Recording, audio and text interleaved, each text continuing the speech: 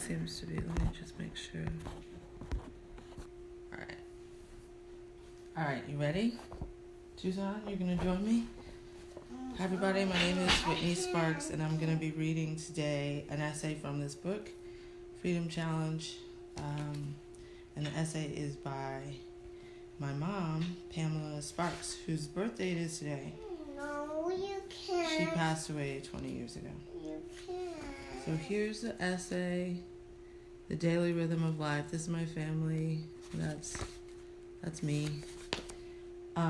And this was published in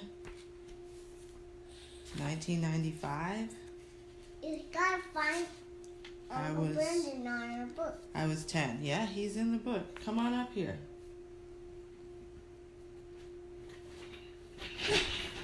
Just leave the backpack behind. It's too heavy. Oh. Very heavy. Okay. Yeah. All right. So yeah. All right. Just wait a little bit. See if anybody's gonna join us. I'm gonna have some water. Yep. I want some water. Where's your cup of water? I don't see any cup of water. Okay. Hold on a second. Let me get you one. I'll be right back. I need a fresh cup. Yeah, you have a cup too.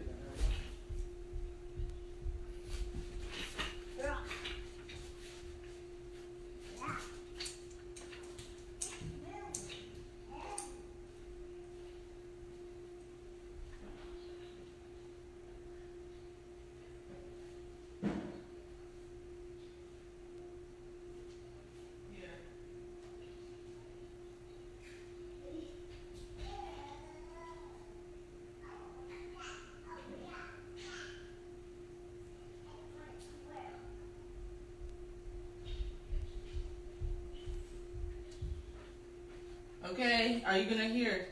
Here you go. Here's your water. Okay. Alright, let's do this reading. Because there's 20% left on my battery anyway. Alright, sorry about that delay. Okay, Pamela Sparks, Houston, Texas, The Daily Rhythm of Life. You ready? Yep. We came to homeschooling in part by luck, in part through misfortune, and in part through philosophical choice. Keith and I began having children earlier than either of us intended. I was 19 when I left college, got married, moved to a new state, and had my first child, Whitney. My second, Brandon, came along within a year. I had to rethink all of my life's plans. But although it seemed like misfortune, the timing of my pregnancies and leaving my college path really allowed me to experience motherhood more fully than I might have if I'd waited until I was mid-career with a 6-week maternity leave. Keith and I moved to Austin, Texas from California in 1984 so that Keith could attend law school at the University of Texas. I was a full-time mom for those 3 years, and I immersed myself in baby gym classes and toddler teaching programs, excited by every aspect of Whitney and Brandon's development. We're going to take a pause so that I can charge my phone at the same time.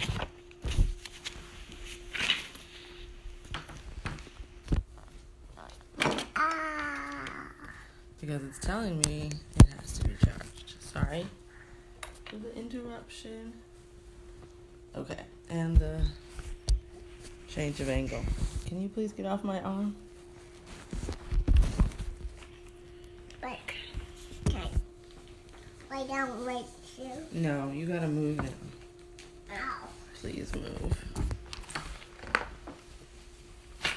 No, I don't want to be right here. I want to be right there next to you. You're still gonna be next to me. I just have to set up the phone.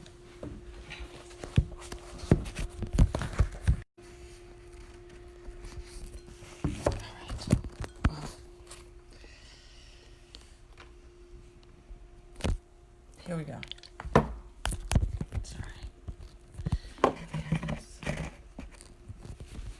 Okay. You can't sit down on the Apologies. water. I need it. It's for me. You gotta accommodate. All right. I don't want to listen to the story. Okay. But although it seemed like misfortune, the timing of my pregnancies and leaving my college path really allowed I need me my water. to experience motherhood more fully than I might have if I'd waited until I was mid-career with a 6-week maternity leave. Look at the picture. Keith and I moved to Austin, Texas from California in 1984 so that Keith could attend law school at the University of Texas. I was a full-time mom for those 3 years, and I immersed myself in baby gym classes and toddler teaching programs, excited by every aspect of Whitney and Brandon's development.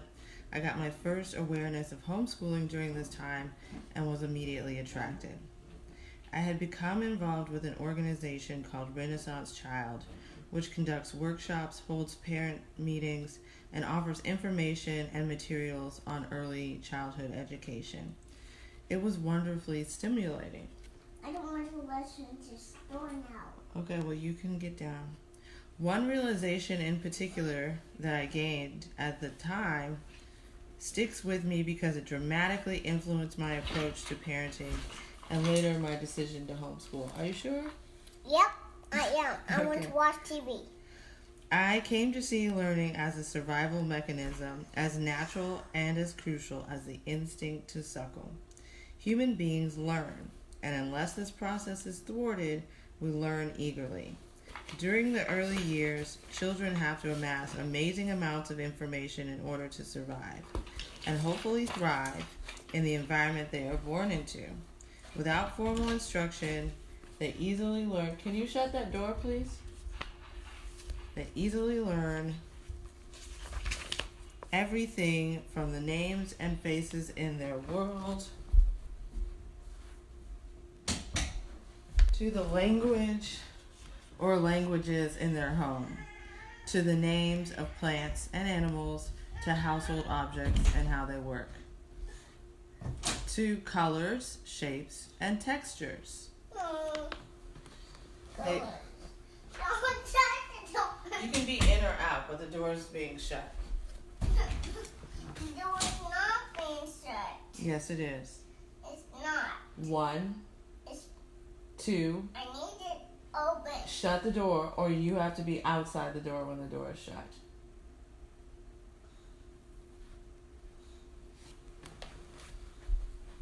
I have to be.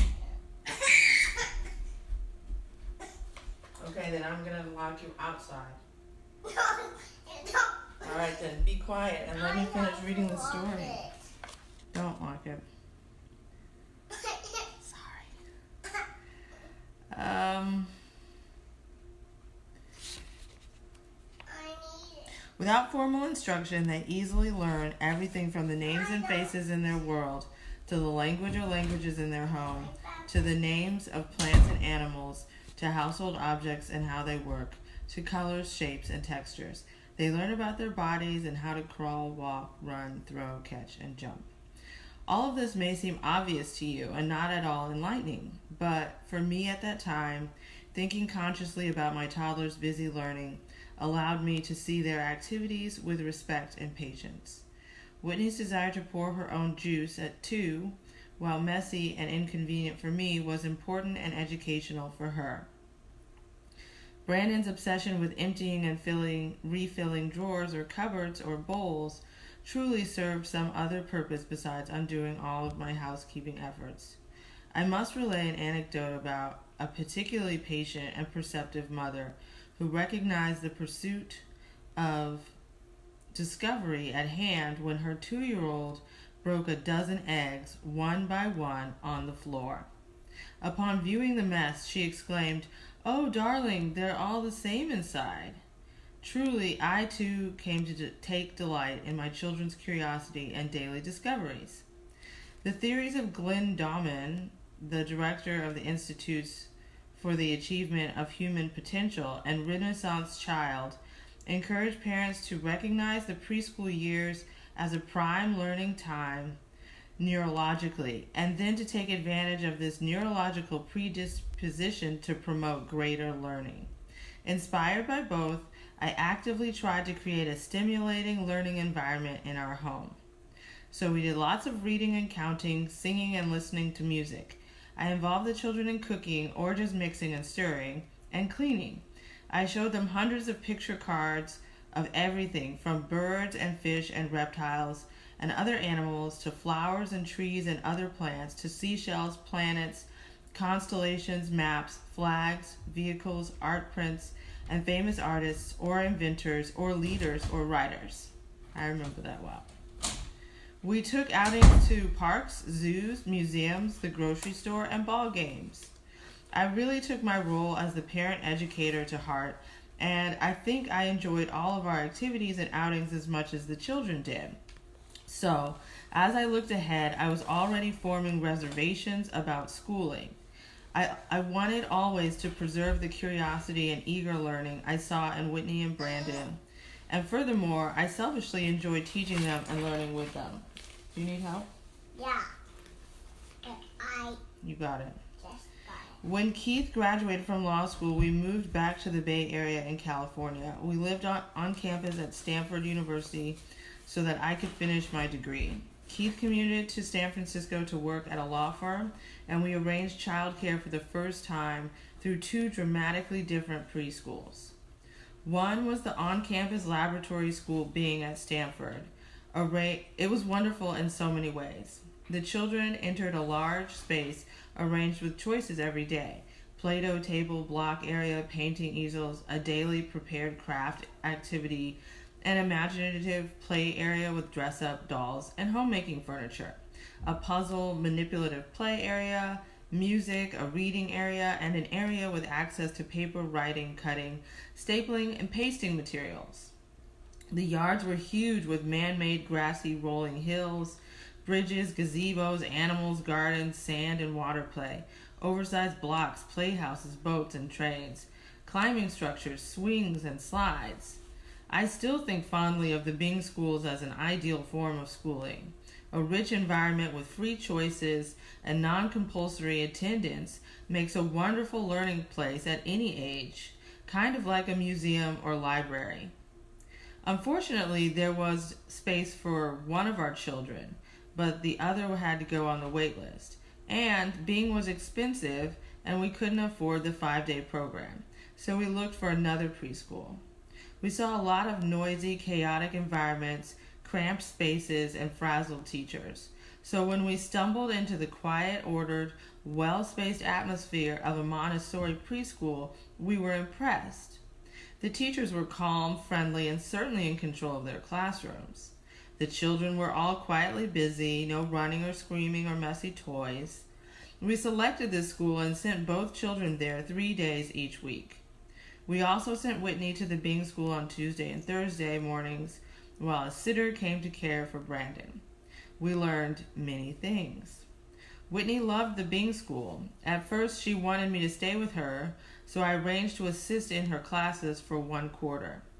Thereafter, she felt completely happy, eager, and comfortable in that school on her own. Brandon also fully enjoyed being once he got in the 2nd quarter. Both children hated the Montessori school. Brandon screamed and cried from the 2nd day through the 2nd week, each time I dropped him off. Of course, they reassured me that he ceased crying once I was gone, and they reassured me that this was completely normal behavior and I should not respond to it. I felt rotten during this period. In retrospect, I can't imagine why we stuck with this school for 1.5 years, except that we became convinced that the children's protestations were part of life and that this school was 1, necessary while I was in school, and 2, good for them. It did get better, but it never got good. The children grew to calmly accept the Montessori school, but by comparison, they eagerly ran into the Bing school classrooms. At Bing, they made good friends and laughter was abundant throughout their mornings. Eventually, we got a clue about the Montessori school when the teachers began sending home alphabet writing practice sheets with red X's marked on them to indicate poor work. This to a 4-year-old who not only knew her alphabet, but had been reading for a year, a fact they never discovered. After this episode, the teachers began reporting that Whitney was on strike and refused to do anything but occasionally paint. I'm the same. 30 years later. We finally took the kids out, and during my last year of college, we sent them to the Bing School 5 afternoons a week. This worked out well for a while, and actually for Brandon, this school continued to be a wonderful experience. For Whitney, though, a second set of school frustrations began to reveal themselves, the first being academic scrutiny and failure grading. This time, it was negative socialization. Somehow, she and her peers stumbled onto cliques, pecking orders, and peer pressure at the age of 5. Whitney began to request certain dresses and dolls. Sure, they were crucial to fitting in and having friends. And as the only African American child in her class, she began to ask why her hair wouldn't do certain things or make certain styles. Where previously Whitney would skip into each day at Bing, making the rounds through her favorite activities and engaging with friends along the way. Can you pull the door shut, please? No, I can't. Thank you.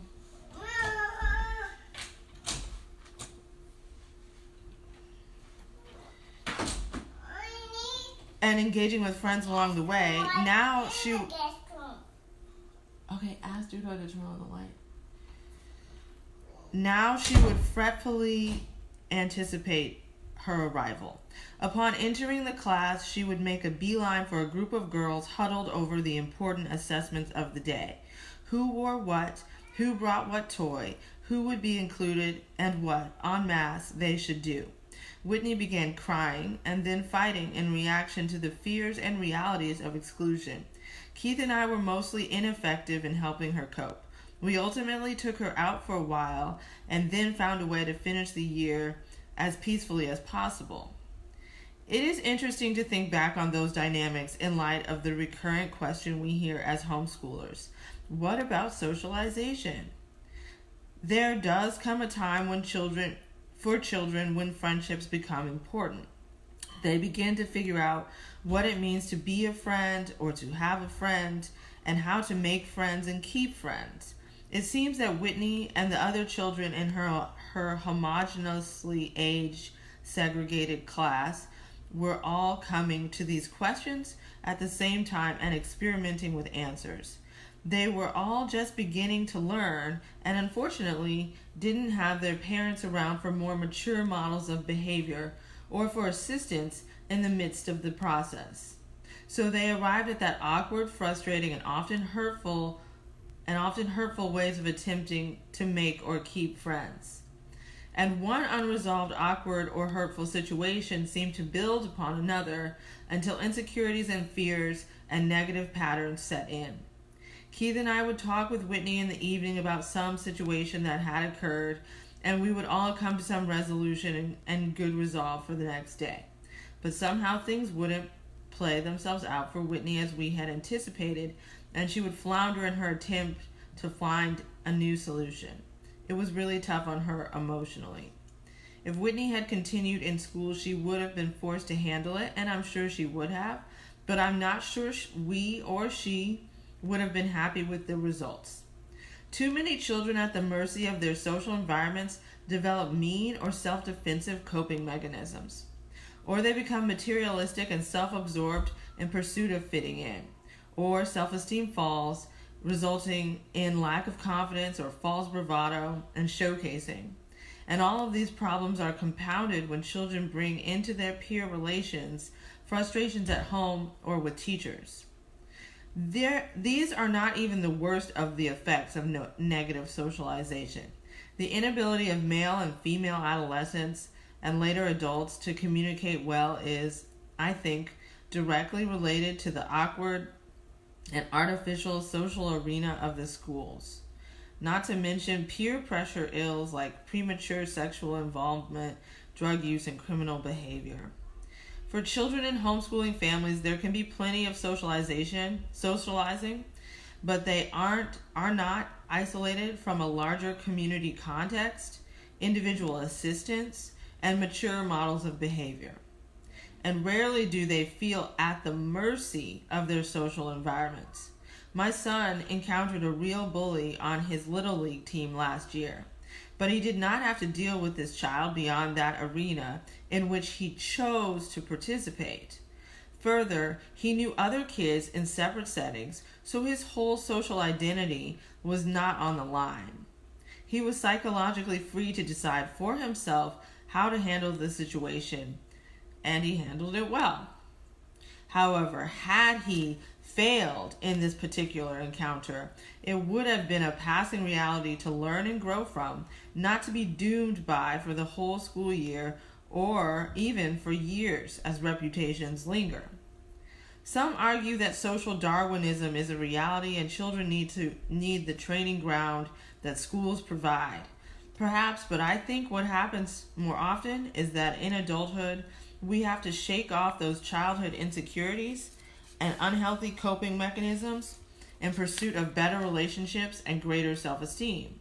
Insecurities and bad habits don't make us better or stronger as adults. Dealing with adversity does, sure, when one can learn and grow from it.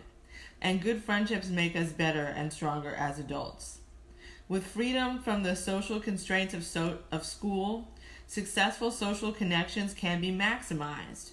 Friendships can develop based upon mutual interest rather than on shared confinement. Whitney, Brandon, and I completed our formal education at the same time. I graduated from Stanford pregnant with our third child in 1990. I had the perfect excuse for not going to work and doing instead what I by now was convinced we needed to do, homeschool. Our first year, I was very structured with the children and planned elaborate lessons for every morning. I wanted the children to learn a lot about a lot of different things, and I wanted them to be busy and doing great creative projects all the time.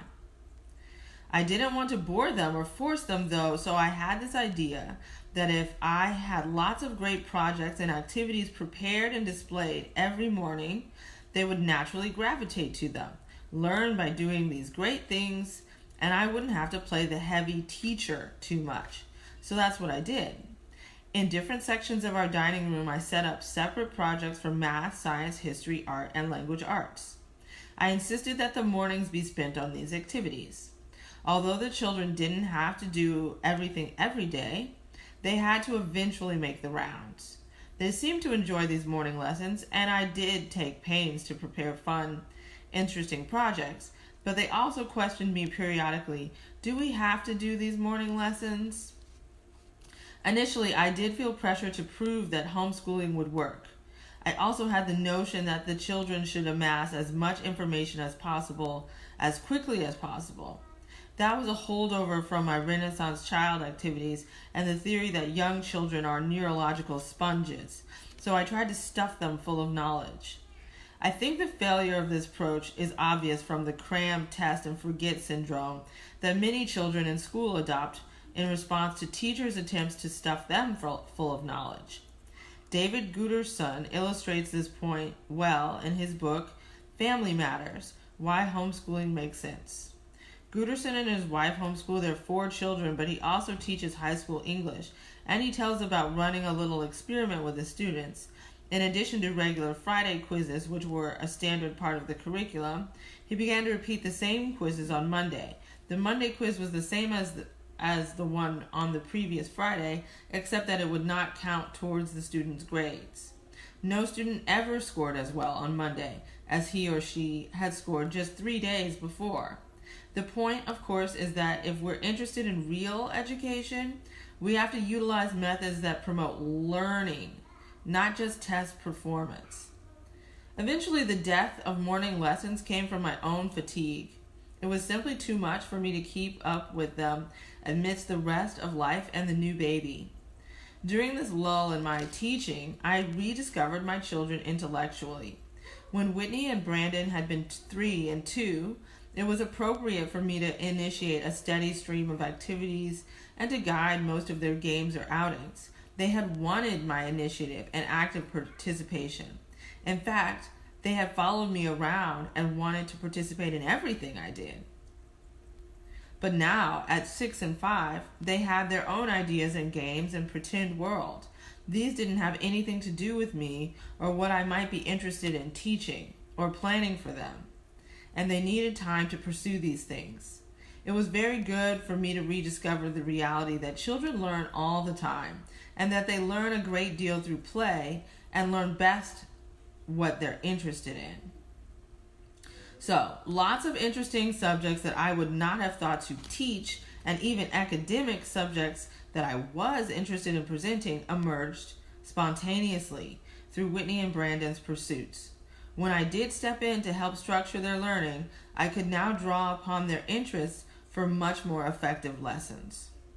One of the children's pursuits at the time was building. They used Legos and blocks, and we also kept a lot of wood scraps that they found endless uses for. Well, I took their lead, and it became quite easy and relevant for me to introduce mathematics topics like measurement and geometry. So even though our morning lessons subsided for a while, learning and education continued to thrive. I have since resurrected morning lessons in different forms that change periodically, and I have grappled with the right balance of structure versus freedom in our home.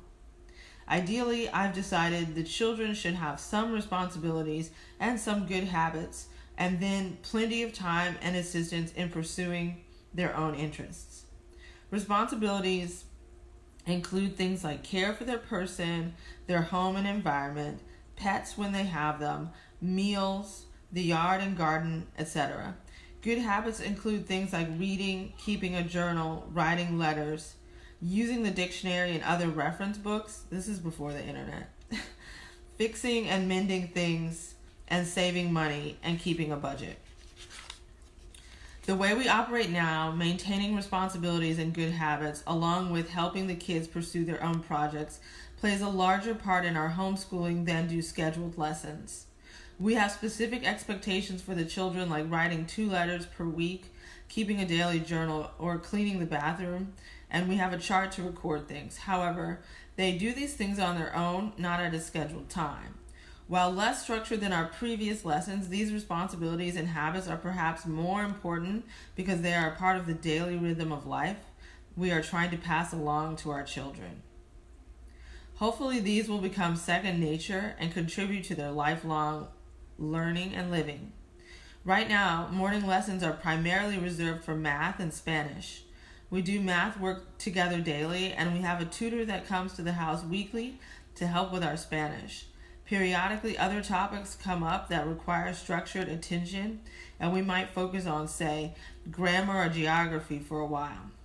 But generally, I find that most subjects are learned quite well, less formally, in our regular writing activities. Reading together or independently from a variety of sources, topics in the news, conversations at home or elsewhere, or special interests that the children take up on their own. I choose to make math and Spanish more structured because Keith and I value them, just as we value regular reading and writing. But we haven't found ways to make these as automatically a part of the regular rhythm of our lives. It's important to Keith and me that the children pick up on what we value and how that fits into our adult lives. And it's important that they are given proper respect for what they value. This applies regardless of how much or little structure we are currently operating with. It is a deep part of our decision to homeschool and our overall approach to parenting.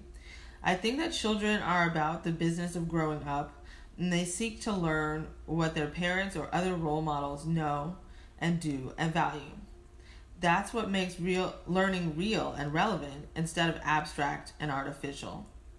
Children want to cook or fix cars or work on a computer if that's what they see the adults around them do. Children are also about the business of finding themselves. They need time and the resources to develop their own interests. This too makes learning real and relevant. Homeschooling is really just one facet of raising children. We feed them good food, we clean the house, we take them to church, we read to them and teach them to read. I read my own books and they read theirs. We play together and they play with each other or by themselves or with their friends. I'm sewing a quilt and someone may I'm sewing a quilt and someone may help me out for a while. Whitney may gather flowers and press them. Whitney may gather flowers and press them, and I may join her to dissect a flower and learn about the parts. Then we may use them to decorate homemade papers. I write letters and they write letters. Then I am embarrassed by a dear friend into actually having a lesson or two in how to write letters. We all learn Spanish together. I practice the most, but we all, including Haley, our 19-month-old, can speak some. I teach math in the morning, but Brandon teaches in the afternoon when he shows Kyle how to keep football scores or how to build taller towers. And Whitney teaches in the evening, calculating my grocery bill before I can get to the checkout line. Brandon studies architecture, U.S. history, and any sport known to man. Whitney studies wildflowers, dance, and art. Kyle learns to read and add, swims in the deep end, and loves toy animals and cars. Haley studies fish and birds and likes to play football with her brothers. It's all about living and learning. I've heard homeschooling called the mother's milk of education, and I think it's a fitting analogy. For years, we as a society were convinced by experts that formula feeding was superior to nursing for both baby's nutrition and mother's convenience. Now we are coming full circle with the realization that nothing comes close to mother's milk for overall nutrition, immunoproperties, brain development, and emotional bonding from the experience of nursing. We've been similarly duped, only far more so educationally. What can compare within an artificial institution to the natural education of living and learning within one's family and the world? Homeschooling is empowering. It means taking control and making decisions for one's own family and one's children instead of abdicating these rights and responsibilities to others or simply complying with societal norms. Particularly for African Americans, schools are by and large failing our children, even while they have convinced us that they know best. And societal norms are not effective in supporting our children to be happy, strong, and smart. Keith and I have this ongoing discussion about the aftermath of integration. It seems that in many respects, where there were no alternatives, we fared better by taking care to teach our own in small, segregated Southern schools where education was part of the larger communal care, hope, and commitment. That it takes a village to raise a child still holds true. We need communities and cooperation and support for each family.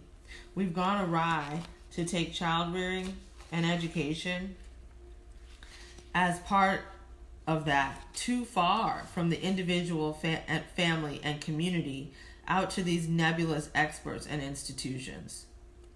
My husband has expressed the opinion that every black family should homeschool separately. Perhaps this is unrealistic, but certainly if we spread the word about this alternative, then every black family could at least consider it, which is the beginning of regaining control and making choices about our children's education. Some families will choose to remove their children from school. Some will stick with schools but be more informed. Some will perhaps create the other alternatives, like cooperating between families. Of course, our whole society now is dependent upon schools and having our children occupied away from home for most of the day. Many of us haven't learned to relate well to our children, or we need to work away from our children, but there are ways and possibilities if only we will conceive of them. That's it. Here's some pictures. That's Mom, Pamela Sparks in the middle, the author, with our family. And here's some more, the four of us. That's me in my dance class, my ballet class. Drawing. I wrote an essay too. So did my brother. Yeah, so I can't see if anybody commented, but thanks for watching now or later. It was a pleasure to share those words and be reacquainted with the wisdom from my mom. If you have any questions, feel free to hit me up here. Let me know in the comments if you're sending me a message so I can check it. And yeah, basically, like from there, at the time that this was written, we transitioned from California to Texas. And then after this was published, Mom went on to open. Oh, yeah, you're very welcome, Marietta. Thank you for watching. Cooperative too in our home with different homeschooling families. That was pretty cool. And there was similarly, like, there was structure in the morning. Some guest teachers coming in. I remember we definitely had like a reptile lady come in. Not often, but that was a memorable experience. She brought a bunch of animals. We had like some art teachers and definitely a Spanish teacher. And she taught science at different like museums and like school collectives. So, but yeah, it was a totally different time at the same time. We didn't have, the internet was just becoming a thing. Yeah, I noticed she says like mother's milk instead of saying breast milk. You know. But yes, if you have any questions, let me know. And so then after that, yeah, my siblings and I all graduated from college eventually. Everybody else, I think aside from myself, got more formal education than myself. But I made up for it later. And yeah, it was a transition, but it wasn't that bad. I'd definitely be curious to hear y'all's homeschooling journey and stuff like that. I would love to hear that. I love to hear stories about that. And there's a bunch more stories in this book. There's like 11 or 13 or so families. So check it out. It might be at the library. Yeah. So thank you so much for watching, and thank you so much, Rich, for making this group and creating the opportunity to share this. Have a great day, everybody.